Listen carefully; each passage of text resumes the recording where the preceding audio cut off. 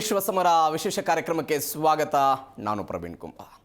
ಇದೀಗ ICC ಪುರುಷರ T20 ವಿಶ್ವಕಪ್ 2026ರ ಹವಾ ಇದೆ. ನಿನ್ನೆ 3 ಮ್ಯಾಚ್ಗಳು ನಡೆಯಿತು. ಈ 3 ಮ್ಯಾಚ್ಗಳಲ್ಲಿ ನ್ಯೂಜಿಲೆಂಡ್ ಗೆಲುವು ಸಾಧಿಸಿತು, ಇಂಗ್ಲೆಂಡ್ ಗೆಲುವು ಸಾಧಿಸಿದೆ. ಅದಾದ ನಂತರ ಶ್ರೀಲಂಕಾ ಕೂಡ ಗೆಲುವನ್ನು ಸಾಧಿಸಿದೆ.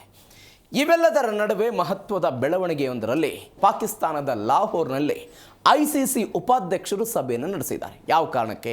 ಪಾಕಿಸ್ತಾನ ಭಾರತದ ಜೊತೆಗೆ ಆಟ ಆಡೋದಿಲ್ಲ ಅಂತ ಖ್ಯಾತಿಯನ್ನು ತೆಗೆದಿತ್ತಲ್ಲ, ಆ ವಿಚಾರಕ್ಕೆ ಸಂಬಂಧಪಟ್ಟಂತೆಯೂ ಕೂಡ ನಿನ್ನೆ ಒಂದು ಮಹತ್ವದ ಸಭೆಯಾಗಿದೆ. ಹಾಗಾದರೆ ನಿನ್ನೆಯ ಪಂದ್ಯಗಳ ರಣರೋಚಕತೆ ಹೇಗಿತ್ತು? ಯಾವ ತಂಡ ಎಲ್ಲಿ ಎಡುವುದು, ಯಾವ ತಂಡ ಗೆಲುವನ್ನು ಸಾಧಿಸ್ತು, ಅದಕ್ಕೆ ಕಾರಣ ಏನು? ಇದರ ಜೊತೆಗೆ ICC ಮಾಡಿದಂಥ ಸಭೆಯ ಉದ್ದೇಶ ಏನಾಗಿತ್ತು? ಇದರ ಬಗ್ಗೆ ಇವತ್ತು ಮಾತನಾಡೋದಿದೆ. ಇದೇ ಇವತ್ತಿನ ವಿಶೇಷ T20 ಕ್ರಿಕೆಟ್ ವಿಶ್ವ ಸಮರ.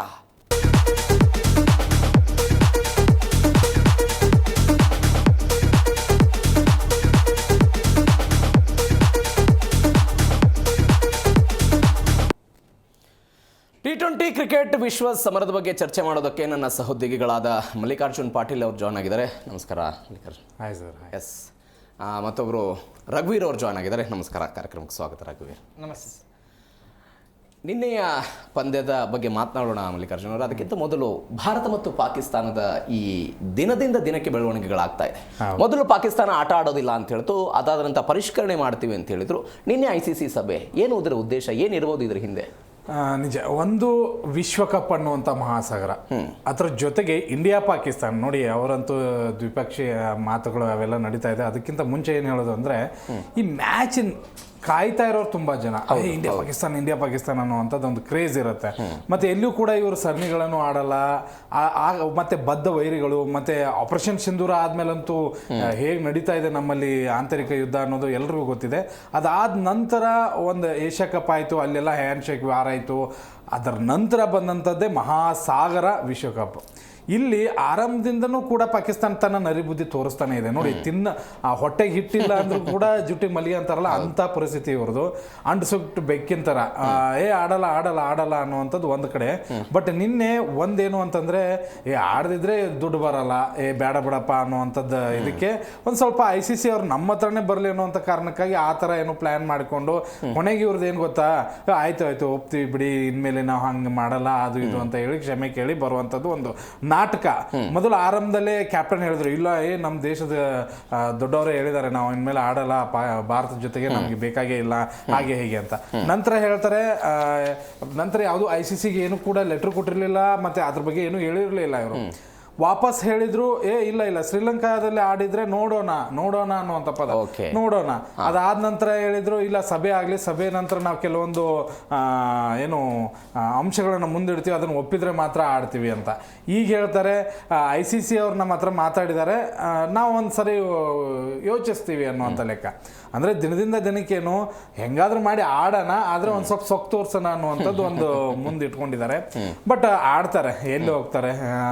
ಆಡಲಿಲ್ಲ ಅಂದರೆ ಹಿಟ್ಟಿರಲ್ಲ ಹೊಟ್ಟೆಗೆ. ಯಾಕಂದರೆ ಈ WPL ನಡೀತಲ್ಲ, ಅದರಲ್ಲಿ ಬಂದಂಥ ಆದಾಯ ಅವ್ರ ಒಂದು ದೊಡ್ಡ IPL ಏನು PCB ಏನು ಬೋರ್ಡ್ ಇದೆಯಲ್ಲ, ಹತ್ರ ದುಡ್ಡಿಲ್ಲ.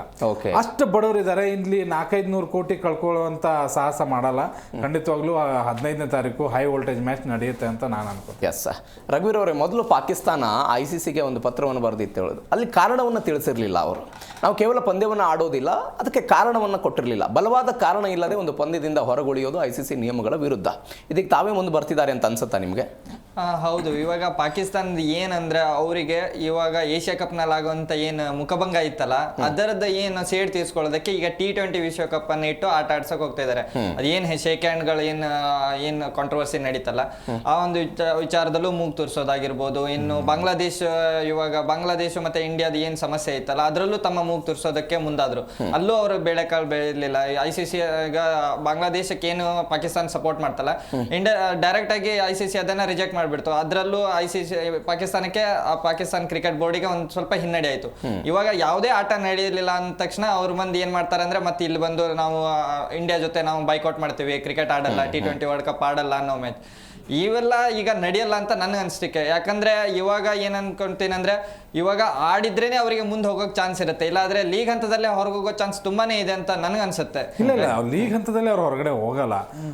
ಅಂಕಪಟ್ಟಿಯಲ್ಲಿ 2 ಅಂಕ ಕಡಿಮೆ ಆಗುತ್ತೆ. ಕಡಿಮೆ ಆದ್ರೂ ಕೂಡ 3 ತಂಡಗಳ ಜೊತೆ ಗೆದ್ರೆ ಅಂದ್ರೆ UAE ಜೊತೆ ಆಗಿರ್ಬೋದು ಅಥವಾ ನೆದರ್ಲ್ಯಾಂಡ್ ಜೊತೆ ಈ ಸಣ್ಣ ಸಣ್ಣ ತಂಡಗಳು ಏನಿದಾವಲ್ಲ ಇವ್ರ ಜೊತೆ ಗೆದ್ರೆ ಅಂದ್ರೆ ಟಾಪ್ 2 ಟೀಮ್ಗಳು ಮುಂದೆ ಹೋಗ್ತವೆ. ಆ ಒಂದು ಹುಮ್ಮಸ್ನಲ್ಲೇ ನಾವು ಆಡಲ್ಲ ಅನ್ನುವಂಥದ್ದು ಅವ್ರದ್ದು ಲೆಕ್ಕಾಚಾರ ಅಷ್ಟೇ. ಬಟ್ ಒಂದ್ ಮ್ಯಾಚ್ ಎಲ್ಲಾದ್ರೂ ಎಡವಿದ್ರು ಅಂದ್ರೆ ಹೊರಗಡೆ ಹೋಗ್ತಾರೆ ಅಷ್ಟೇ. ಮತ್ತೊಂದು ಏನಂದ್ರೆ ಇಲ್ಲಿ ಭಾರತದ ಮೇಲೆ ಭಾರತದ ಒಂದು ಕೈಯಿಂದಲೇ ಅವ್ರು ಹೋಗ್ಬೋದು. ಯಾಕಂದ್ರೆ ನನ್ಗೆ ಅನ್ಸಕ್ಕೆ ಏನಂದ್ರೆ ಭಾರತನು ಇಲ್ಲಿ 3 ಮ್ಯಾಚ್ ವಿನ್ ಆದ್ರೆ ಸಹಿತ ಇವಾಗ ಬೈಕೌಟ್ ಮಾಡಿದ್ರೆ ಭಾರತನು 3 ಗೆದ್ರೆ ಮಾತ್ರ ಪಾಕಿಸ್ತಾನಕ್ಕೆ ಚಾನ್ಸ್ ಇರುತ್ತೆ. ಇಲ್ಲಿ ಭಾರತನು 1 ಮ್ಯಾಚ್ ಹೇಳಕ್ ಬರಲ್ಲ ಏನಾಗುತ್ತೆ ಅಂತ, ಎಲ್ಲಾ ಮ್ಯಾಚ್ ನಾವೇ ವಿನ್ ಆಗ್ತೀವಿ ಅಂತ ಹೇಳಕ್ ಬರಲ್ಲ. 1 ಮ್ಯಾಚ್ ಅಲ್ಲಿ ಇಲ್ಲಿ ಆಯ್ತಂದ್ರೂ ಪಾಕಿಸ್ತಾನಕ್ಕೆ ಹೊರ ಹೋಗೋ ಚಾನ್ಸಸ್ ಇರುತ್ತೆ. ಒಂದ್ ಮ್ಯಾಚ್ ಏನಾದ್ರೂ ಪ್ರಾಬ್ಲಮ್ ಹೊಡಿತು ಅಂದ್ರೆ ಮಾತ್ರ ಸಮಸ್ಯೆ ಆಗುತ್ತೆ. ಮತ್ತೆ ಇನ್ನೊಂದು ಇದಕ್ಕೆ ಕಾರಣ ಒಂದು ಬುಡಕ್ ಹೋಗ್ಬಿಡೋಣ, ಸುದೀಪ್ ಸರ್ ಹೇಳ್ತಾರೆ ಬುಡಕ್ ಹೋಗೋಣ ಅಂತ ಹೇಳಿ.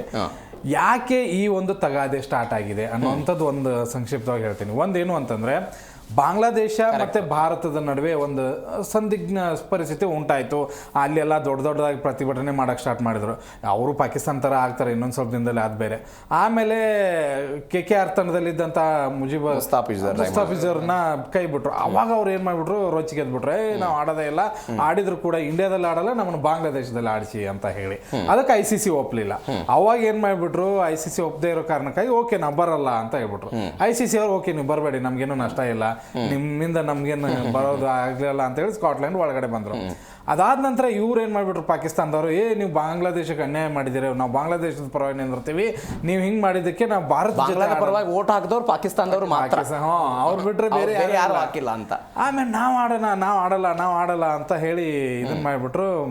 ಈಗ ಏನಾಗ್ಬಿಟ್ಟಿದೆ ಅಂತಂದ್ರೆ ಬಾಂಗ್ಲಾದೇಶದವರೇ ಸುಮ್ಮನಿದ್ದಾರೆ, ಇವ್ರದ್ದು ರೊಚ್ಚಿಗೆದ್ ಬಿಟ್ಟಿದ್ದಾರೆ. ಇಲ್ಲಿ ನಾವು ಆಡಲ್ಲ ಅನ್ನೋರು ದುಡ್ಡು ಏನಾದ್ರು ಪ್ರಾಬ್ಲಮ್ ಆಗುತ್ತೆ ತಡಿಪ ಅಂತ ಹೇಳಿ ಈಗ ನಿಧಾನಕ್ಕೆ ಆಡ್ತೀವಿ, ನೋಡ್ತೀವಿ, ಮಾಡ್ತೀವಿ ಅಂತ ಹೇಳಿ ಬಾಲ ಮುದ್ರಿಕೊಂಡು 15ನೇ ತಾರೀಕು ಫೀಲ್ಡಲ್ಲಿ ಬಂದು ಕೂತ್ಕೋತಾರೆ. ಮತ್ತೆ ಇನ್ನೊಂದೇನು ಅಂತಂದ್ರೆ ಇದೇನು ಫಸ್ಟ್ ಸರಿ ಇವ್ರದ್ದೇನು ಯೂಟರ್ನ್ ಅಲ್ಲ.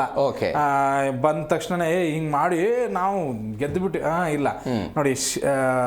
ಲಾಸ್ಟ್ ಏನು ಏಷ್ಯಾ ಕಪ್ ನಲ್ಲಿ ಇಂಡಿಯಾದವ್ರು ಶೇಕ್ ಹ್ಯಾಂಡ್ ಮಾಡಲಿಲ್ಲ. ಶೇಕ್ ಹ್ಯಾಂಡ್ ಮಾಡದೇ ಇದ್ದದಕ್ಕೆ ನೆಕ್ಸ್ಟ್ ಡೇ ಪ್ರೆಸ್ ಮೀಟ್ ಮಾಡಿದ ತಕ್ಷಣ ಇಲ್ಲ ಅವ್ರ ಜೊತೆ ಅವ್ರು ನಮ್ಗೆ ಅವಮಾನ ಮಾಡಿಬಿಟ್ರು, ಹಾಗೆ ನಾವು UAE ಜೊತೆ ಆಡಲ್ಲ, ಇದನ್ನ ಬೈಕೌಟ್ ಮಾಡ್ತೀವಿ. ಬಂದ್ರು UAE ಜೊತೆನೂ ಆಡಿದ್ರು. ಆಮೇಲೆ ಇನ್ನೊಂದು ನಂಗೆ ನೆನಪಿರೋದು ಅಂತಂದ್ರೆ ಶ್ರೀಲಂಕಾದಲ್ಲಿ ಒಂದು ಸರಣಿಯ ಆಯೋಜನೆ ಮಾಡಿದ್ರು, ಸಾರಿ ಪಾಕಿಸ್ತಾನದಲ್ಲಿ ಏಷ್ಯಾ ಕಪ್ ಅಥವಾ ಇನ್ನೊಂದು ಯಾವ್ದು ಇದೆ, ಅಲ್ಲಿ ಭಾರತ ಬರಲ್ಲ ಅಂತ ಹೇಳ್ಬಿಡ್ತು, ಶ್ರೀಲಂಕಾದಲ್ಲಿ ಆಯೋಜನೆ ಮಾಡಿ ಅಂತ ಹೇಳಿ. ನಾವೇ ಶ್ರೀಲಂಕಾದಲ್ಲಿ ಮಾಡೋಣ, ನಾವು ಬಾಂಗ್ಲಾದೇಶದಲ್ಲಿ ಪಾಕಿಸ್ತಾನದಲ್ಲೇ ಮಾಡೋಣ. ಅಲ್ಲಿ ಕೂಡ ಇಂಡಿಯಾ ಬರಲ್ಲ ಅಂದಿದ್ದಕ್ಕೆ ಮುಚ್ಕೊಂಡು ಬಂದು ಶ್ರೀಲಂಕಾದಲ್ಲಿ ಹಿಂಗ್ ಯೂಟರ್ನ್ ಹೊಡಿತಾನೆ ಇರ್ತಾರೆ ಇವರು. ಈಗ ನೋಡಿ, ಈಗ ನಾವು ಆಡಲ್ಲ ಅಂತ ಇದಾರಲ್ಲ, 15ನೇ ತಾರೀಕು ಮುಚ್ಕೊಂಡು ಬಂದು ಆಡ್ತಾರೆ. ರಘುವೀರ್ ಅವರು, ನಿನ್ನೆ ಈ ಪಾಕಿಸ್ತಾನ ಮತ್ತು ICC ನಡುವೆ ಮೀಟಿಂಗ್ ಇತ್ತು. ಈ ಸಭೆಗೆ ಬಾಂಗ್ಲಾದೇಶದವರನ್ನು ಕರೆಸಿದ್ದಾರೆ. ಇದ್ರ ಉದ್ದೇಶ ಏನು? ಭಾರತದ ಮೇಲೆ ಒತ್ತಡ ಹಾಕೋ ಪ್ರಯತ್ನ ಇದು? ಹೌದು, ಖಂಡಿತ. ಇವಾಗ ನಾವು ನೋಡಿದ್ವಿ ಬಾಂಗ್ಲಾದೇಶ ಏನು ಪಾಕಿಸ್ತಾನ ಏನು ಅವ್ರೇನ್ ಮಿತ್ರ ರಾಷ್ಟ್ರಗಳಲ್ಲ, ಅವರಿಂದ ಸ್ವಾತಂತ್ರ್ಯ ಹೊರಗಡೆ ಬಂದವರು 1971 ಇತಿಹಾಸಕ್ಕೆ ಎತ್ಕೋದ್ರೆ ಅವೆಲ್ಲ ಇದ್ದೇ ಇರುತ್ತೆ. ಇವಾಗ ಏನಂದ್ರೆ ಶತ್ರುವಿನ ಶತ್ರು ಮಿತ್ರ ಏನ್ ಕಾನ್ಸೆಪ್ಟ್ ಇಟ್ಕೊಂಡು ಬರ್ತಿದಾರೆ, ಅದು ನಡೆಯೋದಿಲ್ಲ ಅಂತ ಅನ್ಕೋತೇನೆ. ಯಾಕಂದ್ರೆ ಬಾಂಗ್ಲಾದೇಶ ನಾವು ನೋಡ್ತಾ ಇದೀವಿ, ಬಾಂಗ್ಲಾದೇಶ ಮತ್ತೆ ಪಾಕಿಸ್ತಾನ ಅವರು ಫೀಲ್ಡ್ ಅಲ್ಲಿ ಎಷ್ಟು ಚೆನ್ನಾಗಿದ್ದಾರೆ ಅಂತ. ಇವಾಗ ಅವರು ರಾಜಕೀಯವಾಗಿ ಅವರು ಒಂದಾಗಿದ್ದಾರೆ ಇರ್ಬೋದು, ಆದ್ರೆ ಫೀಲ್ಡ್ ಅಂತ ಬಂದಾಗ ಇವರಿಬ್ರು ಆಟಗಾರರು ಒಬ್ರೊಬ್ರು ಮುನ್ಸ್ಕೊಂಡಿರ್ದೇ ಇರ್ತಾರೆ. ಅವ್ರ ಆಟಗಳನ್ನು ನಾವು ನೋಡಿದೀವಿ, ಕ್ರೀಡಾಂಗಣದಲ್ಲೂ ನೋಡಿದೀವಿ, ಅಲ್ಲಿ ಅಭಿಮಾನಿಗಳದ್ದು ಬಡದಾಟಗಳನ್ನು ನೋಡಿದ್ವಿ. ಆದ್ರೆ ಇವಾಗ ಏನಂದ್ರೆ ಅದೇ ನಾನು ಹೇಳ್ತಾ ಇದ್ದೀನಲ್ಲ, ಅವರಿಗೆ ಇವಾಗ ಒಂದು ಸಿಕ್ಕಂತ ಏನ್ ಬೇಳೆ ಇದಲ್ಲ, ಈಗ T20 ವರ್ಲ್ಡ್ ಕಪ್, ಈಗ ಸರ್ ಹೇಳ್ದಂಗೆ ಅವ್ರಿಗೆ ಏಷ್ಯಾ ಕಪ್ ಅಲ್ಲೂ ಅವ್ರಿಗೆ ಒಂದು ಹಿನ್ನಡೆ ಆಗಿತ್ತು. ಚಾಂಪಿಯನ್ಸ್ ಟ್ರೋಫಿ ಪಾಕಿಸ್ತಾನ ಆಯೋಜನೆ ಮಾಡಿದಾಗ್ಲೂ ಭಾರತ ಅದಕ್ಕೆ ಹೋಗದೆ UAE ದಲ್ಲಿ ನಡೆಸಿದ್ರು, ಅಲ್ಲೂ ಅವ್ರಿಗೆ ಒಂದು ಮುಖಭಂಗ ಆಗಿತ್ತು. ಅದ್ರ ಜೊತೆನೂ ಪಾಕಿಸ್ತಾನಕ್ಕೆ ಏನು ಅಂದ್ರೆ ಅವರು ಇಂಡಿಯಾಗೆ 2023 ವರ್ಲ್ಡ್ ಕಪ್ ಅಲ್ಲಿ ಅವರು ಭಾರತಕ್ಕೆ ಬಂದಿದ್ರು. ಅವಾಗ್ಲೂ ಇವರು ಅವರಿಗೆ ಚೆನ್ನಾಗಿರೋ ಆತಿಥ್ಯನೇ ಭಾರತ ಕೊಟ್ಟು ಅದ್ರಲ್ಲೂ ಚೆನ್ನಾಗಿ ಆಟ ಆಡಿ ಅವರು ರಿಟರ್ನ್ ಅವ್ರು ಪಾಕಿಸ್ತಾನಕ್ಕೆ ಹೋದ ತಕ್ಷಣ ಇಲ್ಲ ಭಾರತದಿಂದ ನಮ್ಗೆ ಒಳ್ಳೆ ಆತಿಥ್ಯ ಸಿಕ್ತು ಅವೆಲ್ಲ ಮಾತನ್ನ ಆಡಿ ಇವಾಗ ಮತ್ತೆ ಅವರು ಮಾತನ್ನ ಮತ್ತೆ ಬದಲಿಸ್ತಾ ಇದ್ದಾರೆ. ಏನಂದ್ರೆ ಪಾಕಿಸ್ತಾನ ನಮಗೆ ಭಾರತದಲ್ಲಿ ಸರಿಯಾದ ಸೆಕ್ಯೂರಿಟಿ ಇಲ್ಲ, ಸುರಕ್ಷತೆ ಇಲ್ಲ ಅನ್ನೋ ಮಾತುಗಳನ್ನ ಆಡ್ತಿದ್ದಾರೆ. ಇದು ಯಾವ್ದು ಸೆನ್ಸಿಬಲ್ ಅಲ್ಲ. ಯಾಕಂದ್ರೆ ಇವರಿಗೆ ಗೊತ್ತಿದೆ ಇವಾಗ ಪಾಲಿಟಿಕ್ಸ್ ಅನ್ನ ಕ್ರಿಕೆಟ್ ನಲ್ಲಿ ತರುವಂತ ಪ್ರಯತ್ನ ಪಾಕಿಸ್ತಾನದಿಂದನೂ ನಡೀತಾ ಇದೆ, ಬಾಂಗ್ಲಾದೇಶದಿಂದನೂ ನಡೀತಿದೆ. ಇದ್ರೆ ಈಗ ಕ್ರಿಕೆಟ್ ಅಂದ್ರೆ ಏನಂದ್ರೆ ಜೆಂಟಲ್ಮ್ಯಾನ್ ಗೇಮ್ ಅಂತ ಹೇಳ್ತಾರೆ. ಈ ಜೆಂಟಲ್ಮ್ಯಾನ್ ಗೇಮ್ ನ ಈ ಪಾಕಿಸ್ತಾನ ಮತ್ತೆ ಬಾಂಗ್ಲಾದೇಶ ಇವೆರಡು ಹಾಳು ಮಾಡಕ್ ಹೊರಟಿದೆ ಅಂತ ನಂಗೆ ಅನ್ಸುತ್ತೆ. ಮಲ್ಲಿಕಾರ್ಜುನ್ ಸರ್, 3 ಷರತ್ತುಗಳನ್ನು ಇಟ್ಟಿದ್ದಾರೆ. ಒಂದು, ನಮಗೆ 344 ಕೋಟಿ ICC ಇಂದ ಬರುತ್ತೆ, ಅದನ್ನ ಹೆಚ್ಚಳ ಮಾಡಬೇಕು. ಎರಡನೇ ಕಂಡೀಷನ್, ಪಾಕ್ ಜೊತೆ ದ್ವಿಪಕ್ಷೀಯ ಸರಣಿಯನ್ನ ಭಾರತ ಆಡಬೇಕು. ಮೂರನೇ ಕಂಡೀಷನ್, ಭಾರತ ತಂಡದವರು ಪಾಕಿಸ್ತಾನದ ಆಟದವರಿಗೆ ಈ ಹಿಂದೆ ಹ್ಯಾಂಡ್ ಶೇಕ್ ಮಾಡಿರ್ಲಿಲ್ವಾ, ಅದನ್ನ ಮಾಡಬೇಕು ಅಂತ ಬೇಡಿಕೆ ಇಟ್ಟಿದ್ದಾರಂತೆ. ನೋಡು, 3 ಕೂಡ ಭಿಕ್ಷೆ ಬೇಡಿದ್ದೆ. 3 ಕೂಡ ಯಾಕೆಂದ್ರೆ ಇವ್ರು ಭಿಕ್ಷುಕರ ದೇಶ ಯಾಕಂತೀವಿ ಅಂದ್ರೆ ಇದಕ್ಕೆ ನೋಡಿ, ಒಂದು ಆದಾಯ ಹೆಚ್ಚಿಗೆ ಮಾಡಬೇಕು ಅನ್ನುವಂಥದ್ದು ಒಂದು. ಏನು ಅಂತಂದ್ರೆ ನಮಗೆ ಕಡಿಮೆ ದುಡ್ಡು ಕೊಡ್ತಾ ಇದ್ದೀರಾ ಅಂತ ಅಲ್ಲ, ದುಡ್ಡು ಕೊಡ್ತಾ ಇದ್ದೀರಾ ನೀವು, ಬಟ್ ನಮ್ಗೆ ಇನ್ನೂ ಹೆಚ್ಚಿಗೆ ಕೊಡಿ ಅಂತ. ICC ರೂಲ್ಸ್ ಪ್ರಕಾರ ಇಂತಿಷ್ಟು ತಂಡಗಳಿಗೆ ಇಷ್ಟೇ ಕೊಡಬೇಕು ಅನ್ನುವಂಥ ರೂಲ್ಸ್ ಇದೆ. ಅದು ಭಾರತಕ್ಕೂ ಅಷ್ಟೇ ಬರುತ್ತೆ, ಪಾಕಿಸ್ತಾನಕ್ಕೂ ಅಷ್ಟೇ ಬರುತ್ತೆ. ರೆವಿನ್ಯೂ ಮಾತ್ರ BCCI ಬೇರೆ ಜಾಸ್ತಿ ಇದೆ, ಅವ್ರದ್ದು PCB ಜಾಸ್ತಿ ಇದೆ, ಅವ್ರು ಅದನ್ನ ಮಾಡ್ಕೋಬೇಕು. ಬಟ್ ಇವ್ರು ಏನಂತಾರೆ, ICC ಅವ್ರು ನನಗೆ ಕೊಡಬೇಕು ದುಡ್ಡನ್ನ, ಇನ್ನೂ ಜಾಸ್ತಿ ಕೊಡಬೇಕು ಅನ್ನೋಂಥದ್ದನ್ನ ಬೇಡಿಕೆ, ಅಲ್ಲಿ ದುಡ್ಡಿಗೆ ಬೇಡಿಕೆ ಇಟ್ರು. ಇನ್ನೊಂದು, ಎರಡೂ ಭಾರತ ಪಾಕಿಸ್ತಾನದ ನಡುವೆ ಸರಣಿಗಳನ್ನ ಆಯೋಜಿಸಿ ಅನ್ನೋದು. ಇದರಿಂದ ಏನಂತಂದ್ರೆ ಎರಡೂ ಪಂದ್ಯಗಳ ಸರಣಿ ಆದ್ರೆ ತುಂಬಾ ಜನ ನೋಡ್ತಾರೆ, ನೆಟ್ವರ್ಕ್ ಜಾಸ್ತಿ, ಏನು ಕನೆಕ್ಟಿವಿಟಿ ಜಾಸ್ತಿ ಆಗತ್ತೆ. ಆಮೇಲೆ ಆ ದುಡ್ಡು ನಮಗೆ ಬೇಕು ಅನ್ನುವಂಥದ್ದು ಎರಡನೇದು. ಮೂರನೇದು ಯಾವ್ದು ಹೇಳಿದ್ರಿ? ಮೂರನೇದು ಹ್ಯಾಂಡ್ ಶೇಕ್ ಮಾಡೋ ವಿಚಾರ, ದೊಡ್ಡ ಮಟ್ಟದಲ್ಲಿ ಆಗ್ತಾ ಇರೋ ಬೆಳವಣಿಗೆ ಇದು. ನೋಡಿ, ನನಗೆ ಮ್ಯಾಚ್ ಆಡದೇ ಇದ್ರು ಪರವಾಗಿಲ್ಲ, 15 ಇವ್ರ ಜೊತೆ ಮಾತ್ರ ಹ್ಯಾಂಡ್ ಶೇಕ್ ಬೇಕಾಗಿಲ್ಲ. ಓಕೆ ನೋಡಿ, ಏನು ಆಪರೇಷನ್ ಸಿಂಧೂರ ಆದ್ಮೇಲೆ ಕೇವಲ ಕ್ರಿಕೆಟ್, ಮೆನ್ಸ್ ಕ್ರಿಕೆಟ್ ಅಷ್ಟೇ ಅಲ್ಲ, ವುಮೆನ್ಸ್ ಕ್ರಿಕೆಟ್ ಅಲ್ಲೂ ನಡೆದಿಲ್ಲ, ಅಂಡರ್ 19 ಮೊನ್ನೆ ನಡೀತಲ್ಲ, ಅದರಲ್ಲೂ ಕೂಡ ಹ್ಯಾಂಡ್ ಶೇಕ್ ಕೊಟ್ಟಿಲ್ಲ. ಬೇರೆ ಬೇರೆ ಯಾವ್ಯಾವ್ದು ಫುಟ್ಬಾಲ್, ಖೋಖೋ, ಕಬಡ್ಡಿ ಯಾವ್ದ್ರಲ್ಲೂ ಕೂಡ ಪಾಕಿಸ್ತಾನ ಜೊತೆಗೆ ಹ್ಯಾಂಡ್ ಶೇಕ್ ಮಾಡಿಲ್ಲ. ಅವ್ರನ್ನ ಮುಖ ಕೊಟ್ಟು ನೋಡೋದಕ್ಕೆ ನಮ್ಗೆ ಇಷ್ಟ ಇಲ್ಲ. ಒಂದು ವೇಳೆ ಏನಾದರೂ ಹ್ಯಾಂಡ್ ಶೇಕ್ ಕೊಡಬೇಕು, ಇವ್ರನ್ನ ತಬ್ಕೋಬೇಕು, ಇವ್ರ ಜೊತೆ ಮಾತಾಡ್ಕೋಬೇಕು, ಇವ್ರಿಗೆ ಬ್ಯಾಟ್ ಗಿಫ್ಟ್ ಕೊಡಬೇಕು, ಇವ್ರ T-ಶರ್ಟ್ ಗಿಫ್ಟ್ ಕೊಡಬೇಕು, ಇಂಥವು ಏನಾದರೂ ಮಾಡೋದಿದ್ರೆ ದಯವಿಟ್ಟು ಆಡಕ್ಕೆ ಹೋಗ್ಬೇಡಿ. ಓಕೆ ಅವ್ರನ್ನ ಕ್ರೀಡಾ ಸ್ಫೂರ್ತಿ ಅಂತಾರ ಅವರು. ಕ್ರೀಡಾ ಸ್ಫೂರ್ತಿ ಅವ್ರಿಗೆ ದೇಶದ ಸ್ಫೂರ್ತಿನೇ ಇಲ್ಲ. ಭಯೋತ್ಪಾದಕರನ್ನ ಸಾಕುವಂತ ದೇಶ, ಅವ್ರಿಗೆ ಎಂತ ಕ್ರೀಡಾ ಸ್ಫೂರ್ತಿ ಇದಾರಲ್ಲ ಅನ್ನುವಂತ ಕಾರಣಕ್ಕಾಗಿ ಆಡೋದು ಅವರು ಅಷ್ಟೇ. ಓಕೆ, ICC ರೂಲ್ಸ್ ಇದೆಯಪ್ಪ, ಯಾವ್ದು ತಂಡದ ಜೊತೆಗೆ ನಾವು ಹಂಗೆಲ್ಲ ಬಿಡೋದಕ್ಕಾಗಲ್ಲ, ಅವೆಲ್ಲ ನಮಗೆ ಪ್ರಭಾವ ಬೀಳ್ತವೆ, ಮತ್ತೆ ಪ್ರಾಬ್ಲಮ್ಸ್ ಆಗೋದ್ರಿಂದ ಆಡ್ಬೇಕು ಅಷ್ಟೇ. ಈ ನನ್ನ ಮಕ್ಕಳ ಜೊತೆ ಆಡ್ಬೇಕು, ಆಡೋಣ ಅನ್ನುವಂಥದ್ದು ಆ ಕಾರಣಕ್ಕಾಗಿ ಆಡಬೇಕು ಅಷ್ಟೇ. ಹ್ಯಾಂಡ್ ಶೇಕ್ ಮಾಡಿ ಮತ್ತೆ ಅದು ಹಳೆ, ಯಾಕೆಂದ್ರೆ ಮಾಡಿದವ್ರು ತಪ್ಪು ಅಂತ ಹೇಳಲ್ಲ, ಹಿಂದೆ ಇದ್ದಂಥ ಭಾವನೆಗಳು ಬೇರೆ ಇತ್ತು. ನಾವು ಕೆಲವೊಬ್ರಿಗೆ ಬ್ಯಾಟು ಗಿಫ್ಟ್ ಕೊಟ್ಟಿದ್ದೀವಿ, T-ಶರ್ಟು ಗಿಫ್ಟ್ ಕೊಟ್ಟಿದ್ದೀವಿ, ಅವ್ರನ್ನ ಅಲ್ಲಿ ಫೀಲ್ಡಲ್ಲಿ ಮಾತಾಡ್ಸ್ಕೊಂಡು ನಕ್ಕೊಂಡು ಆರಾಮಾಗಿದೆ. ಬಟ್ ಈಗ ಅಂತ ಪರಿಸ್ಥಿತಿ ಇಲ್ಲ. ನಮ್ಮ ದೇಶದಲ್ಲೇ ಬಂದು ನಮ್ಮವ್ರನ್ನೇ ಹೊಡೆದು ಅಲ್ಲಿ ಹೋಗಿ ಆರಾಮಾಗಿದ್ದು ಕೇಕೆ ಹಾಕಿ ಸಂಭ್ರಮ ಪಟ್ಟಂತಹ ದೇಶದ ಜೊತೆಗೆ ಈ ರೀತಿಯಾದಂತ ಬೇಡ. ಕೆಲವೊಬ್ರಿಗಂತೂ ಮ್ಯಾಚೇ ಬೇಕಾಗಿಲ್ಲ. ಬಟ್ ನಮ್ಗೆ ಯಾಕೆ ಮ್ಯಾಚ್ ಬೇಕು ಅಂದ್ರೆ, ಈ ನನ್ನ ಮಕ್ಳು ಎಲ್ಲಿ ಸಿಗ್ತಾರ ಅಲ್ಲಿ ಹೊಡಿಬೇಕು, ಸೋಲಿಸುವ ಮೂಲಕ ಅವ್ರಿಗೆ ಪ್ರತಿಕಾರ ತೀರಿಸಿಕೊಳ್ಳಬೇಕು. ಅದೊಂದು ಕೆಲವೊಬ್ರಿಗೆ ಸಂತೋಷ ಸಿಗುತ್ತಲ್ಲ, ನನಗೂ ಸಿಗುತ್ತದು. ಇವ್ರು ಎಲ್ಲಿ ಸಿಗ್ತಾರಲ್ಲ ಅಲ್ಲಿ ಹೊಡೆದು ಸೋಲಿಸಿ ಇವ್ರನ್ನ ಇನ್ನೂ ಕೆಳಗೆ ಹಾಕ್ಬೇಕು ಅನ್ನೋದು ನನ್ನ ಉದ್ದೇಶ.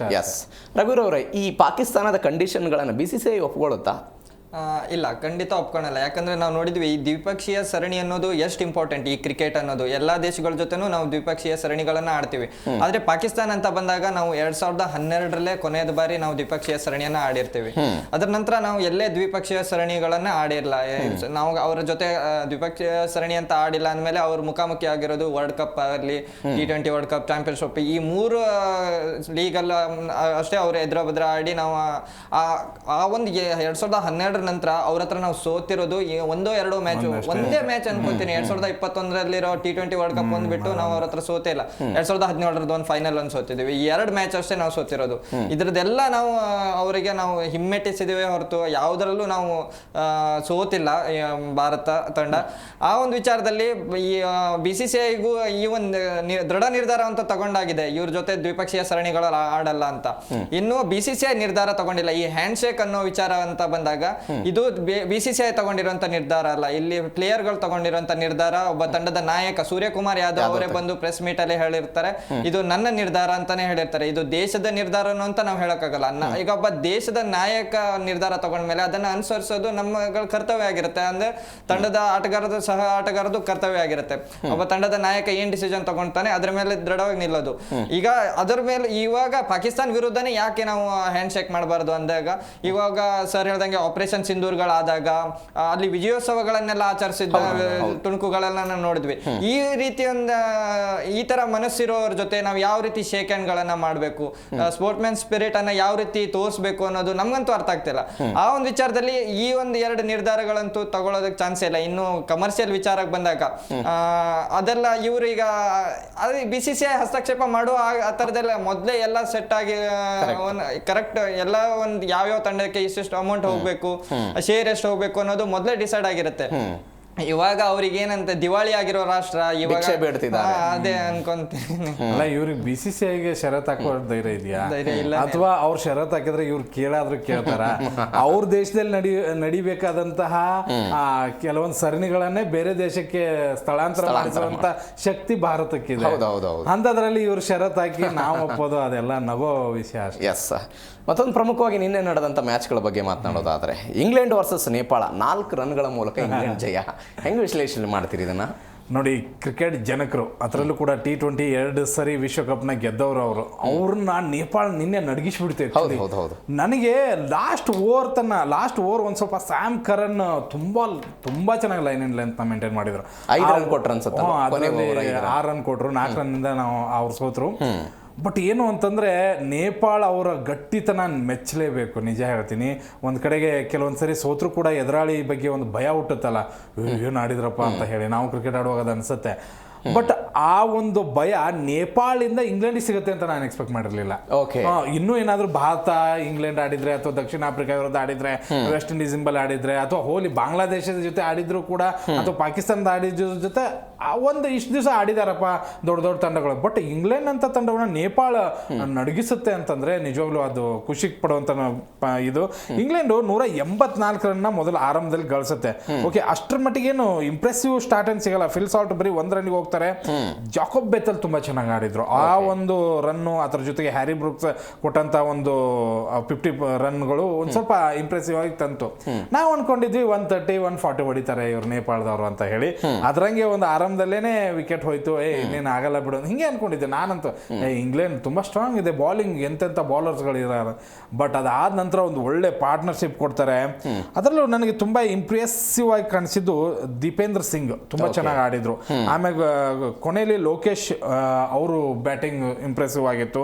ಬಟ್ ಕೊನೆ ಓವರ್ ತನಕ ತಗೊಂಡು ಹೋದ್ರಲ್ಲ, ಅದು ಅವ್ರು ಗೆದ್ದಂಗೆ. ಆಕ್ಚುಲಿ ಮೊನ್ನೆ ನಾವು ಕೂಡ ತಡ್ಕಾಡಿಸಿದ್ವಿ. ಕರೆಕ್ಟ್. ಈಗ ಏನಾಗ್ತಾ ಇದೆ ಗೊತ್ತಿಲ್ಲ, ಎಲ್ಲೆಲ್ಲ ದೊಡ್ಡ ದೊಡ್ಡ ತಂಡಗಳನ್ನ ಅದೇ ಪ್ರಶ್ನೆ ಕೇಳ್ತಾ ಇದೆ. ನೆದರ್ಲ್ಯಾಂಡ್ಸ್ ವಿರುದ್ಧ ಪಾಕಿಸ್ತಾನ ಸೋಲುವ ಭೀತಿ, ಅಮೆರಿಕ ವಿರುದ್ಧ ಭಾರತ ಸೋಲುವ ಭೀತಿ, ನೇಪಾಳದ ವಿರುದ್ಧ ಇಂಗ್ಲೆಂಡ್ ಸೋಲುವಂತಹ ಭೀತಿ. ಹೌದು, ನಿನ್ನೆ ಐರ್ಲೆಂಡ್ ಮತ್ತೆ ಶ್ರೀಲಂಕಾ ಅದು ಹಂಗೆ ಆಗಿದ್ದು. ಏನ್ ಈಗ ಒಂದೇನು ಇಂಪ್ರೆಸಿವ್ ಅಂತಂದ್ರೆ, ಎಲ್ಲರೂ ಕೂಡ ಲೀಗ್ ಮ್ಯಾಚ್ ಗಳನ್ನ ಆಡ್ತಾ ಇದ್ದಾರೆ. ಎಲ್ರಿಗೂ ಹೊಡಿಬಡಿ ಆಟ. ಅದರಲ್ಲೂ ಕೂಡ ಈಗ ಶ್ರೀಲಂಕಾ ಮತ್ತೆ ಇಂಡಿಯಾ ಪಿಚ್ಗಳು ಹೇಗೆ ಅಂತಂದ್ರೆ, ಒಂದ್ ಸ್ವಲ್ಪ ಸೆಕೆಂಡ್ ಇನ್ನಿಂಗ್ಸ್ ಈಸಿ, ಒಂದ್ ಸ್ವಲ್ಪ ಡ್ಯೂ ಬೀಳೋದ್ರಿಂದ ಆ ಬಾಲ್ ಗ್ರಿಪ್ ಅಷ್ಟರ ಮಟ್ಟಿಗೆ ಬೌಲರ್ಗಳಿಗೆ ಸಿಗೋದಿಲ್ಲ. ಆ ಒಂದು ಕಾರಣಕ್ಕಾಗಿ ಒಂದ್ ಸ್ವಲ್ಪ ಹೊಡಿಬಡಿ ಆಟವನ್ನ ತಗೊಂಡು ಬರೀ ಒಂದ್ T20 ಗೇಮ್ ಹೆಂಗಂತಂದ್ರೆ 1 ಮ್ಯಾನ್ ಶೋ, ಒಬ್ಬ ನಿತ್ರೆ ಸಾಕು, ಎಂತ ಮ್ಯಾಚ್ ಆದ್ರೂ ಉಲ್ಟಾ ಮಾಡತ್ತೆ. ಅದರಲ್ಲೂ ಕೂಡ ನೇಪಾಳ ಅದ್ಭುತವಾಗಿ ನಿನ್ನೆ ಮ್ಯಾಚ್ ಮಾತ್ರ ಸೂಪರ್ ಆಗಿ ತಗೊಂಡು ಹೋದ್ರು. ಕೊನೆ ತನಕ ನೋಡೋಕೆ ಇಂಟ್ರೆಸ್ಟ್ ಆಗಿತ್ತು. ಕೊನೆಯ ಬಾಲ್ ಅಲ್ಲಿ 1 ರನ್ 6 ರನ್ ಬೇಕಾದಾಗ್ಲೂ ಕೂಡ ಆಲ್ಮೋಸ್ಟ್ ಕ್ರಿಕೆಟ್ ಇಂಗ್ಲೆಂಡ್ ಅಂದ್ಬಿಟ್ಟು ಬೇರೆ ಎಲ್ಲರೂ ಕೂಡ ನೇಪಾಳ ಗೆಲ್ಲಿ ಅಂತ ಇದ್ರು. ಬಟ್ ಕೊನೆ ಬಾಲ್ ಅಲ್ಲಿ ಅದಾಗ್ಲಿಲ್ಲ ಮ್ಯಾಜಿಕ್. ಬಟ್ ಸ್ಯಾಮ್ ಕರನ್ ಅವ್ರನ್ನು ಹೊಗಳಬೇಕು, ನೇಪಾಳ ಅವ್ರನ್ನು ಹೊಗಳಬೇಕು. ನಿನ್ನೆ ಮಜಾ ಆಯ್ತು ಮಾತ್ರ ಮ್ಯಾಚ್. ರಘುವೀರ್, T20 ವಿಶ್ವಕಪ್ನಲ್ಲಿ ಯಾರು ಯಾವಾಗ ಬೇಕಾದ್ರೂ ಗೆಲ್ಬಹುದು ಅನ್ನುವಂಥ ಪರಿಸ್ಥಿತಿನ ಇದು ಇವತ್ತಿನ ಮ್ಯಾಚ್ಗಳನ್ನು ನೋಡ್ತಾ ಹೋಗೋದಾದ್ರೆ? ಹೌದು, ನಾನು ನಿನ್ನೆ ಮ್ಯಾಚ್ ಅಂತೂ ನೋಡಿದಾಗಲಂತೂ ಅದೇ ರೀತಿ ಅನಿಸ್ತು. ಯಾಕಂದ್ರೆ ನೇಪಾಳ ಎಲ್ಲಿಯ ಇಂಗ್ಲೆಂಡ್, ಎಲ್ಲಿಯ ನೇಪಾಳ ಅಂತ. ಅಂದ್ರೆ ಇಂಗ್ಲೆಂಡ್ ಅಂತ ಹೇಳಿದ್ರೆ ಕ್ರಿಕೆಟ್ ಬೋರ್ಡ್ ಅಲ್ಲೇ ಅತಿ ದೊಡ್ಡ ಶ್ರೀಮಂತ ದೇಶದಲ್ಲೇ 3ನೇ ಸ್ಥಾನ ಇರೋದು.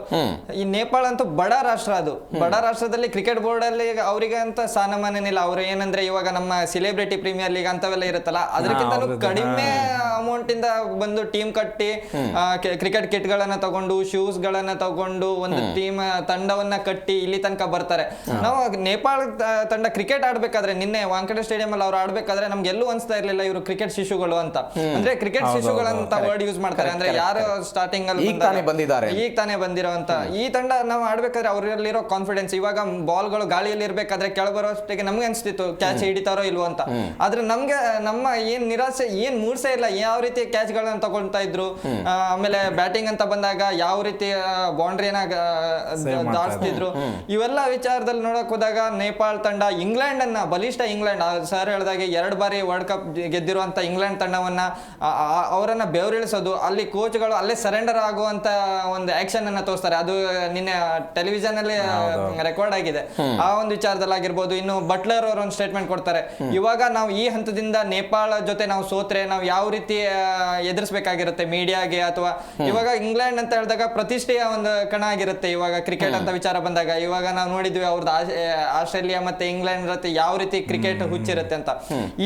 ಇವುಗಳ ಜೊತೆ ನೇಪಾಳ ಜೊತೆ ಒಂದು ವೇಳೆ ಸೋತಿದ್ದಿದ್ರೆ ನೇಪಾಳ ತಂಡ ಯಾವಾಗ ವಿನ್ ಆಯ್ತು ಅಂದ್ರೆ 1 ಬಾಲ್ ಮೊದಲೇ ವಿನ್ ಆಯ್ತು ಅಂತ ನನಗೆ ಅನಿಸಿಕೆ. ಯಾಕಂದ್ರೆ ಹೇಳ್ತೇನೆ ಅಂದ್ರೆ ಒಂದು ಬಾಲಿಗೆ 6 ರನ್ ಬೇಕಾದಾಗ ಆ ತಂಡದ ಕ್ಯಾಪ್ಟನ್ ಆಗಿರ್ಬೋದು, ಬಟ್ಲರ್ ಮತ್ತೆ ಸ್ಯಾಮ್ ಕರನ್, ಇವು 3 ಪ್ಲೇಯರ್ಸ್ ಬಂದು ಡಿಸ್ಕಷನ್ ಮಾಡಿ ಕೊನೆ ಎಷ್ಟು ಅಂದ್ರೆ ಅವ್ರ ಪ್ರೆಷರ್ ಎಷ್ಟು ತಂದಿರ್ತಾರೆ ಅಂದ್ರೆ ನೇಪಾಳ ತಂಡದ ಗೆಲುವನ್ನ ಅಲ್ಲೇ ನಾನು ಡಿಸೈಡ್ ಮಾಡಿರ್ಬೇಕಾಗುತ್ತೆ. ಯಾಕಂದ್ರೆ ಆ ರೀತಿಯಾದಂತ ಬಲಿಷ್ಠ ತಂಡವನ್ನ ಈ ರೀತಿ ಹಿಮ್ಮೆಟ್ಸೋದಿದೆಯಲ್ಲ, ಅದು ಸಾಮಾನ್ಯದ ಮಾತೇ ಅಲ್ಲ. ಯಾಕಂದ್ರೆ ಕಳೆದ ಮ್ಯಾಚ್ ಅಲ್ಲೇ ಇದೇ ಪಿಚ್ ನಲ್ಲಿ ಭಾರತ ಯಾವ ರೀತಿ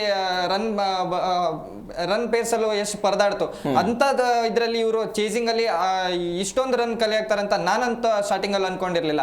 ಆದ್ರೆ ಏನು ಕ್ಯಾಪ್ಟನ್ ನ ಸಮಯೋಚಿತ ಬ್ಯಾಟಿಂಗ್ ಇತ್ತಲ್ಲ ಕೊನೆಯಲ್ಲಿ ಲೋಕೇಶ್ ಅವ್ರದ್ದು, ಚೆನ್ನಾಗಿ ತಂಡನ ಮುನ್ನಡೆಸಿದ್ರು. ನನ್ಗನ್ಸುತ್ತೆ ಇದೇ ರೀತಿ ಆಟ ಆಡಿದ್ರೆ ಇವಾಗ ಬಾಂಗ್ಲಾದೇಶ್, ಪಾಕಿಸ್ತಾನ ಇವ್ ಯಾವ್ದು ಬೇಕಾಗಿಲ್ಲ, ಏಷ್ಯಾದಲ್ಲಿ ಮತ್ತೊಂದು ಕ್ರಿಕೆಟ್ ಟೀಮ್ ಹುಟ್ಕೊಂತ ಅಂತ ನನ್ಗಂತೂ ಅನಿಸ್ತಾ ಇದೆ. ಮತ್ತೊಂದ್ ಕಡೆ ಶ್ರೀಲಂಕಾ ವರ್ಸಸ್ ಐರ್ಲೆಂಡ್ ಬಗ್ಗೆ 38 ರನ್ಗೆ 7 ವಿಕೆಟ್ ಹೋಗಿತ್ತು. ಹೌದೌದು. ನಿನ್ನೆ ನಾವು ನೋಡಿ ನೇಪಾಳ ಮತ್ತೆ ಇಂಗ್ಲೆಂಡ್ ಹೆಂಗೆ ರೋಚಕತೆ ಇತ್ತು ಹಾಗೆ ಐರ್ಲೆಂಡ್ ಇತ್ತು. ಐರ್ಲೆಂಡ್ ಅವರು ಗೆಲ್ಲೋ ಚಾನ್ಸಸ್ ಇತ್ತು ಕೊನೆಯವ್ರಿಗೂ. ಲಾಸ್ಟ್ ತೀಕ್ಷ್ಣ ಮತ್ತೆ ಸ್ಪಿನ್ ಅಟ್ಯಾಕ್ ಇಷ್ಟು ಚೆನ್ನಾಗಿ ಬಂತವ್ರದ್ದು, ತುಂಬ ಚೆನ್ನಾಗಿ ಅದನ್ನು ನಿಭಾಯಿಸ್ಕೊಂಡ್ರು. ಒಂದು ಲೆಕ್ಕದಲ್ಲಿ ಶ್ರೀಲಂಕಾ ಅವ್ರದ್ದೇ ನೋಡಿ. ಇನ್ನೊಂದೇನು ಅಂದರೆ ತವ್ರ ನೆಲದಲ್ಲೇ ಚಿಕ್ಕ ಚಿಕ್ಕ ತಂಡಗಳ ಜೊತೆ ಸೋತ್ರೆ ಏನಾಗುತ್ತೆ, ಬಾಟ್ಲ್ ಗಿಟ್ಲೆ ಎಲ್ಲ ಮೊದಲ ಪಂದ್ಯ ಬೇರೆ. ಹೌದು, ತೀಕ್ಷ್ಣ ಮತ್ತೆ ಹಸರಂಗ ಅವರೇ ಆಕ್ಚುಲಿ ಮ್ಯಾಚ್ ಟರ್ನ್ ಮಾಡಿದ್ದು. ಅಂದ್ರೆ ಆರಂಭದಲ್ಲಿ 2 ವಿಕೆಟ್ ಬೇಗ ಹೋಗುತ್ತೆ, ಅದಾದ ನಂತರ ಒಂದು ಒಳ್ಳೆ ಪಾರ್ಟ್ನರ್ಶಿಪ್ ಬೆಳೆಯುತ್ತೆ. ಮತ್ತೆ ಅವ್ರು ಎಲ್ಲೂ ಕೂಡ ಸ್ಲೋ ಆಗಿ ಆಡೋಣ, ವಿಕೆಟ್ ಉಳಿಸ್ಕೊಳ್ಳೋಣ ಈ ಲೆಕ್ಕದಲ್ಲಿ ಇರಲೇ ಇಲ್ಲ ಐರ್ಲೆಂಡ್. ಪ್ರತಿ ಬಾಲ್ ಹಿಟ್ ಮಾಡಬೇಕು. ಅದು ಅವ್ರಿಗೆ ಪ್ಲಸ್ಸು ಆಯ್ತು ಮೈನಸ್ಸು ಆಯ್ತು. ಪ್ಲಸ್ ಎಲ್ಲಿ ಆಯ್ತು ಅಂತಂದ್ರೆ 2 ವಿಕೆಟ್ ಹೋದ್ಮೇಲೆ ಹೊಡಿಬಿಡಿ ಆಟ ಆದ್ಮೇಲೆ ಕಂಟಿನ್ಯೂ ಪ್ರತಿಯೊಂದು ಓವರಲ್ಲೂ ಬೌಂಡ್ರೀಸ್ಗಳು ಬರತ್ತಿತ್ತು. ಆದ್ರೆ ಕೊನೆಯ ಒಂದು 3 ಓವರ್ ಏನಿತ್ತಲ್ಲ ಅಲ್ಲಿ ತೀಕ್ಷ್ಣ ಬಾಲು ಮತ್ತೆ ಹಸರಂಗ ಬಾಲ್ನ ಜಡ್ಜ್ ಮಾಡಲಿಲ್ಲ. ಹೊಡಿಬೇಕಲ್ಲ ಅನ್ನುವಂಥ ದೃಷ್ಟಿಯಿಂದ ಹೊಡೆಯೋಕೆ ಹೋದ್ರು. 4-5 ವಿಕೆಟ್ಗಳು ಬ್ಯಾಕ್ ಟು ಬ್ಯಾಕ್ ಹೋಗಿದ್ದಕ್ಕೆ ಡಲ್ ಆಗಿಬಿಟ್ರು. ಒಂದು 20 ರನ್ನಿಂದ ಸೋತರು. ಬಟ್ ನನಗನ್ಸಿದ ಮಟ್ಟಿಗೆ ಯಾವ ತಂಡ, ನೀವು ಅವಾಗಲೇ ಒಂದು ಪಾಯಿಂಟ್ನ ಹೇಳಿದ್ರಿ, ಯಾವಾಗ ಯಾವ ತಂಡನ ಮನಸ್ತಾರೆ ಗೊತ್ತಿಲ್ಲ. ಭಾರತಕ್ಕೂ ಅದು ಭಯ ಇರಬೇಕು. ಓವರ್ ಕಾನ್ಫಿಡೆನ್ಸ್ ಇಂದ ಮೊದಲ ಪಂದ್ಯದಲ್ಲೇ ತಿನ್ಕಾಡ್ಬಿಟ್ವಿ. ಅಯ್ಯಪ್ಪ ಇದು ಇಂಡಿಯಾನ ಅಂತ ಅನಿಸ್ಬಿಡ್ತೀವಿ. ನಾವು ಎಕ್ಸ್ಪೆಕ್ಟ್ ಏನ್ ಮಾಡ್ತಾ ಇದ್ವಿ, ಇವರ 230 ಇಲ್ಲ 500 ಇಲ್ಲ 300 ಇಂಥ ಎಕ್ಸ್ಪೆಕ್ಟೇಷನ್ದಾಗ ಸೂರ್ಯಕುಮಾರ್ ಒಬ್ಬನೇ ನಿಂದಿರ್ಲಿಲ್ಲ ಅಂದ್ರೆ ಮ್ಯಾಚ್ ಸೋಲ್ತಿದ್ವಿ. ಹಂಗೆ ನಿನ್ನೆ ಶ್ರೀಲಂಕಾಗೂ ಅದು ಅನಿಸ್ತು, ಇಲ್ಲ ಓವರ್ ಕಾನ್ಫಿಡೆನ್ಸ್ ಯಾವ ತಂಡದ ಮೇಲೂ ನಮ್ಗೆ ಇರಬಾರ್ದು, ನಮ್ಮ ತಂಡವನ್ನು ನಮ್ಮ ಜವಾಬ್ದಾರಿಯಾದ ಆಟ ಆಡಬೇಕು ಅಂತ. ಮತ್ತೆ T20 ಅನ್ನಿಸ್ತಾ ಇದೆ ಈಗ 180 ಕೂಡ ಸುರಕ್ಷಿತ ಇಲ್ಲ ಅಂತ ಹೇಳಿ. 200, 220, 240 ಅಲ್ಲಿದ್ರೆ ಓಕೆ ಗೆಲ್ಬಹುದಾ ಅಂತ ನೋಡ್ಬೇಕಷ್ಟೇ. ಆ ರೀತಿಯಾದಂಥ ಪರಿಸ್ಥಿತಿ ಬಂದಿದೆ. ಬಟ್ ಮೆಚ್ಚಬೇಕು ಐರ್ಲೆಂಡ್ ಆಗಿರ್ಬೋದು, ನೇಪಾಳ ಆಗಿರ್ಬೋದು, ನೆದರ್ಲ್ಯಾಂಡ್ ಆಗಿರ್ಬೋದು. ನಿನ್ನೆ ಸಖತ್ ಕಾಂಪಿಟೇಷನ್. ನಿನ್ನೆ ಐರ್ಲೆಂಡ್ ಅವ್ರು 7 ಕ್ಯಾಚ್ ಬಿಟ್ರಂತೆ. ಫೀಲ್ಡಿಂಗ್ ವೈಫಲ್ಯ ಕಾಣಿಸ್ತಿತ್ತ ಐರ್ಲೆಂಡ್ ಅವ್ರದ್ದು?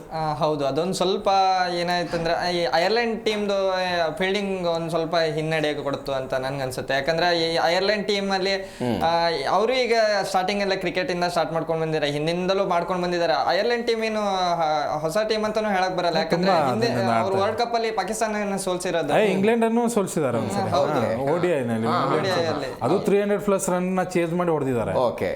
ಅದೇ ಕ್ರಿಕೆಟ್ ಅಲ್ಲಿ ಒಂದು ಮಾತಿದೆ, ಕ್ಯಾಚ್ ಬಿಟ್ರೆ ಮ್ಯಾಚ್ ಬಿಟ್ಟಂಗೆ ಅಂತ. ಅದೇ ರೀತಿನೇ ಆಗಿರುತ್ತೆ ಇಲ್ಲಿ.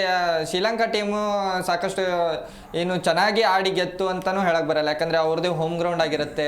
ಅಲ್ಲಿ ಕುಶಾಲ ಮೆಂಡಿಸ್ ಒಬ್ರು ಆಟ ಬಿಟ್ರೆ ಮತ್ತೆ ಯಾರು ಹೇಳುವಂತ ಬ್ಯಾಟಿಂಗ್ ಏನು ಆಡೇ ಇಲ್ಲ. ಯಾಕಂದ್ರೆ ಅವರೊಬ್ರೆ 50 ರನ್ ಹೊಡೆದು ತಂಡನ ಒಂದು ಸ್ಪರ್ಧಾತ್ಮಕ ಮೊತ್ತ ಏನ್ ಪೇರ್ಸಿದ್ರಲ್ಲ, ಐರ್ಲೆಂಡ್ ಚೆನ್ನಾಗಿ ಅದನ್ನ ಬೆನ್ನಟ್ಟಿ ಹೋಗಿತ್ತು. ಆದ್ರೆ ಕೊನೆಯ ಹಂತದಲ್ಲಿ ಅವ್ರು ಏನು ಮಿಡಲ್ ಆರ್ಡರ್ ಆಗ್ಲಿ ಅಥವಾ ಲೋವರ್ ಆರ್ಡರ್ ಆಗ್ಲಿ ಸರಿಯಾದ ಅವ್ರಿಗೆ ಒಂದು ಸಾಥ್ ಕೊಟ್ಟೇ ಇಲ್ಲ, ಕೊಲಾಪ್ಸ್ ಆಗ್ಬಿಡ್ತು. ಈ ಒಂದು ರೀತಿಯಲ್ಲಿ ಮ್ಯಾಚ್ ಸೋತಿದ್ರು. ಇಲ್ಲಾಂದ್ರೆ ನಿನ್ನೆ ಮ್ಯಾಚ್ ಐರ್ಲೆಂಡ್ಗೂ ಆಲ್ಮೋಸ್ಟ್ ಅವರು ವಿನ್ ಆಗೋ ಸ್ಥಿತಿಯ ಕೊನೆಯಲ್ಲೇ ಇದ್ರು. ಕೊನೆ ಹಂತದಲ್ಲಿ ಒಂದ್ ಸ್ವಲ್ಪ ಶ್ರೀಲಂಕಾ ಟೀಮ್ದು ಬೌಲಿಂಗ್ ಅಂದ್ರೆ ಅಲ್ಲಿನೂ ಈ ಸ್ಪಿನ್ ಸ್ನೇಹಿ ಪಿಚ್ಗಳಲ್ಲಿ ಶ್ರೀಲಂಕಾವನ್ನು ಮಣಿಸೋದಕ್ಕೆ ಸಾಧ್ಯ ಇಲ್ಲ ಅಂತ ಹೇಳ್ತಾರೆ. ಹೌದು, ಯಾಕಂದ್ರೆ ಅವ್ರ ಹತ್ರ ಅಂತ ಪ್ಲೇಯರ್ಸ್ ಇದಾರೆ. ಮಹೇಶ್ ತೀಕ್ಷ್ಣ ಆಗಿರ್ಬೋದು, ಹಸರಂಗ, ಈಗ ವರ್ಲ್ಡ್ ಬೆಸ್ಟ್ ಬೌಲರ್ಸ್ ಗಳಲ್ಲಿ ಅವರು ಕೂಡ ಇರೋದ್ರಿಂದ ತುಂಬಾ ಅದ್ಭುತವಾಗಿ ನಿನ್ನೆ ಬೌಲಿಂಗ್ ಹಾಕಿದ್ರು. ನೀನು ವೇಗದ ಬೌಲರ್ಗಳೆಲ್ಲ ರನ್ ಅನ್ನ ಬಿಟ್ಕೊಡುವಾಗ ತೀಕ್ಷ್ಣ ಬಾಲು ಮತ್ತೆ ಹಸರಂಗ ಬಾಲ್ ಹೊಡೆಯೋದಕ್ಕೆ ತಿನ್ಕಾಡಿ ಬಿಟ್ರು ಇವರು. ಮತ್ತೆ ಹೊಡಿಬೇಕಲ್ಲ ಅಂತ ಹೊಡೆದಿದ್ದಕ್ಕೆ 4-5 ವಿಕೆಟ್ ಹೋಗ್ಬಿಡ್ತು. ಒಂದೇ ಓವರಲ್ಲಿ 3 ವಿಕೆಟ್ ಹೋದಾಗ ತಂಡನ ಒಂದ್ ಸ್ವಲ್ಪ ಸಮುದ್ರ ಸ್ಥಿತಿಗೆ ತಗೊಂಡು ಹೋಗೋದು ತುಂಬಾ ಕಷ್ಟ ಆಗತ್ತೆ. ಅದೇ ಕಾರಣಕ್ಕಾಗಿ ನಿನ್ನೆ ಗೆಲುವಿನ ರೂವಾರಿ ನಾನು ಬೇರೆ ಯಾರಿಗೂ ಬ್ಯಾಟಿಂಗ್ ನಲ್ಲಿ ಕೊಡ್ಬೋದು, ಬಟ್ ಬೌಲಿಂಗ್ ನಲ್ಲಿ ನಾನು ಕೊಡ್ಬೇಕು ಅಂದ್ರೆ ತೀಕ್ಷ್ಣ ಮತ್ತೆ ಹಸರಂಗನೆ ಅವ್ರು ಇಬ್ಬರೇ ಗೇಮ್ನ ವಾಪಸ್ ತಗೊಂಡ್ಬಂದಿದ್ದು, ಗೆಲ್ಸಿದ್ದಲ್ಲ. ಸೋತಂತ ಮ್ಯಾಚ್ನ ವಾಪಸ್ ತಗೊಂಡ್ಬಂದಿದ್ದು ಇವರಿಬ್ರು ತುಂಬಾ ಚೆನ್ನಾಗಿ ಮಾಡಿದ್ರು ಬೌಲಿಂಗ್. ಮತ್ತೊಂದು ಕಡೆ ನ್ಯೂಜಿಲೆಂಡ್ ವರ್ಸಸ್ ಅಫ್ಘಾನಿಸ್ತಾನದ ಬಗ್ಗೆ ಮಾತಾಡೋದಾದ್ರೆ, ಅಫ್ಘಾನಿಸ್ತಾನ ಈಗ T20 ಎಂತ ತಂಡ ಅನ್ನೋದು ಎಲ್ರಿಗೂ ಗೊತ್ತಿದೆ, ಡೇಂಜರಸ್. ನೀವು ಆ ತಂಡವನ್ನ ಹಗುರವಾಗಿ ಪರಿಗಣಿಸಕ್ಕಾಗಲ್ಲ. ಅದು ಕ್ರಿಕೆಟ್ ಶಿಶುನೂ ಅಲ್ಲ. ಈಗ ಅದರಲ್ಲಿ ಅದ್ಭುತವಾದಂತಹ ಸ್ಪಿನ್ ಮಾಂತ್ರಿಕರೇ ಇದ್ದಾರೆ. ಆದ್ರೂ ಕೂಡ ನಿನ್ನೆ ಬ್ಯಾಟಿಂಗ್ ನಲ್ಲಿ ಚೆನ್ನಾಗಿ ಆಡಿದ್ರು. ನ್ಯೂಜಿಲೆಂಡ್ ಬೌಲರ್ಗಳನ್ನ ತಳಿಸಿದ್ರು, 180+ ಸ್ಕೋರ್ ಆಯ್ತು. ಆರಂಭದಲ್ಲಿ 2 ವಿಕೆಟ್ ಹೋದಾಗ ಅಫ್ಘಾನಿಸ್ತಾನ ಈಸಿಯಾಗಿ ಗೆಲ್ಲುತ್ತೆ ಅಂತ ನಾನೇ ಅನ್ಕೊಂಡಿದ್ದೆ. ಬಟ್ ಶೆಫರ್ಡ್ ಆಗಿರ್ಬೋದು, ಆಮೇಲೆ ಇನ್ನೊಬ್ರು ತುಂಬಾ ಚೆನ್ನಾಗಿ ಆಡಿದ್ರು, ಫಿಲಿಪ್ಸ್. ಅವರಿಬ್ಬರ ಬ್ಯಾಟಿಂಗ್ ಏನು ವೈಭವ ಇತ್ತು ಅಂತಂದ್ರೆ ಎಲ್ಲಿಯೂ ಕೂಡ ಅಫ್ಘಾನಿಸ್ತಾನದವ್ರು ಗೆಲ್ತಾರೆ ಅಂತ ಅನಿಸ್ಲೇ ಇಲ್ಲ. ರಶೀದ್ ಖಾನ್ 1 ವಿಕೆಟ್ ತಗೊಂಡ್ರು. ನಾನು ಅನ್ಕೊಂಡಿದ್ದೆ ರಶೀದ್ ಖಾನ್ ಅಲ್ಲಿ ಹೋಗ್ಬೋದು ಮಿಡ್ಲ್ ಆರ್ಡರ್ ಅಲ್ಲಿ ವಿಕೆಟ್ಸ್, ಒಂದ್ ಸ್ವಲ್ಪ ಏನೋ ಚೇಂಜಸ್ ಆಗ್ಬೋದು ಗೇಮು ಅಂತ ಅನ್ಕೊಂಡಿದ್ದೆ. ಬಟ್ ಎಲ್ಲಿಯೂ ಆಗ್ಲಿಲ್ಲ, ಈಸಿಯಾಗಿ ವಿನ್ ಆದ್ರು. ಅದೇನು ಕಾಂಪಿಟೇಷನ್ ಅನಿಸ್ಲಿಲ್ಲ ನಮಗೆ ನ್ಯೂಜಿಲೆಂಡ್. ನಿನ್ನಿದು ಮ್ಯಾಚ್ ಬಗ್ಗೆ ಅಫ್ಘಾನಿಸ್ತಾನ ವರ್ಸಸ್ ನ್ಯೂಜಿಲೆಂಡ್. ಅದೇ ನಿನ್ನೆ ಏನಾಯ್ತಂದ್ರೆ ಗುಲ್ಬುದ್ದೀನ್ ಅವರು ಮಧ್ಯಮ ಕ್ರಮಾಂಕದಲ್ಲಿ ಆಡೋರು, ಅವರು ಬ್ಯಾಟಿಂಗ್ ಪೊಸಿಷನ್ ಅಪ್ಡೇಟ್ ಮಾಡಿ ಅವರು 1 ವಿಕೆಟ್ ಬಿದ್ದ ತಕ್ಷಣನೇ ಬರ್ತಾರೆ. ಚೆನ್ನಾಗಿ ಅವ್ರ ಆಟ ಆಡಿ ಅರ್ಧ ಶತಕದ ನೆರವಿನಿಂದ 180 ರನ್ಗಿಂತ 180+ ಸ್ಕೋರ್ ಮಾಡಿ ಟಾರ್ಗೆಟ್ ಕೊಟ್ಟಿರ್ತಾರೆ. ಇದನ್ನ 183 ಈ ಒಂದು ಮೊತ್ತ ಏನಿತ್ತಂದ್ರೆ ನ್ಯೂಜಿಲೆಂಡ್ ಸುಲಭದಲ್ಲಿ ಬೇಗನೆ ವಿಕೆಟ್ ಹೋಗುತ್ತೆ ಅವರದ್ದು. ಹೌದು, ಅಫ್ಘಾನಿಸ್ತಾನದು ಹೋಗಿರುತ್ತೆ, ನ್ಯೂಜಿಲೆಂಡ್ ಹೋಗಿರುತ್ತೆ. ಆದ್ರೆ ನ್ಯೂಜಿಲೆಂಡ್ ಸ್ವಲ್ಪ ಎಡುತ್ತೆ ಕೊನೆಯಲ್ಲಿ ಸರ್ ಏನಾಗ್ಬಿಡುತ್ತೆ ಅಂದ್ರೆ ಆಲ್ಮೋಸ್ಟ್ ಸೋಲೋ ಹಂತಕ್ಕೆ ಬಂದಿರುತ್ತೆ ಅಲ್ಲಿ.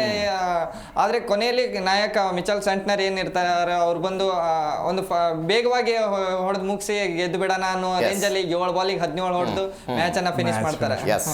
ಚೆನ್ನಾಗಿದೆ, ನೋಡೋಣ ಏನಾಗುತ್ತೆ ಮುಂದಿನ ಪಂದ್ಯಗಳ ಫಲಿತಾಂಶಗಳು. ಥ್ಯಾಂಕ್ ಯು ಸೋ ಮಚ್ ಚರ್ಚೆಯಲ್ಲಿ ಭಾಗವಹಿಸಿದ್ದಕ್ಕೆ. Thank you so much. Yes, Pakistan Bharat ಜೊತೆಗೆ ಆಟ ಆಡಲು ಅನ್ನೋ ಪ್ರಶ್ನೆಗಳಿಗೆ ಉತ್ತರ ಅಂತೂ ಸಿಕ್ಕೇ ಸಿಗುತ್ತೆ. ಇದರ ಜೊತೆಗೆ ನಿನ್ನೆಯ 3 ಪಂದ್ಯಗಳ ಪೈಕಿ 2 ಪಂದ್ಯಗಳು ರಣರೋಚಕವಾಗಿತ್ತು. ಇದರೊಂದಿಗೆ ಈ ಕಾರ್ಯಕ್ರಮವನ್ನು ಮುಗಿಸ್ತಾ ಇದ್ದೀನಿ. ಮತ್ತಷ್ಟು ಸುದ್ದಿಗಾಗಿ ನೋಡ್ತಾ ಇರಿ ಜೀ ಕನ್ನಡ ನ್ಯೂಸ್, ಸತ್ಯವೇ ಸುದ್ದಿಯ ಜೀವಾಳ.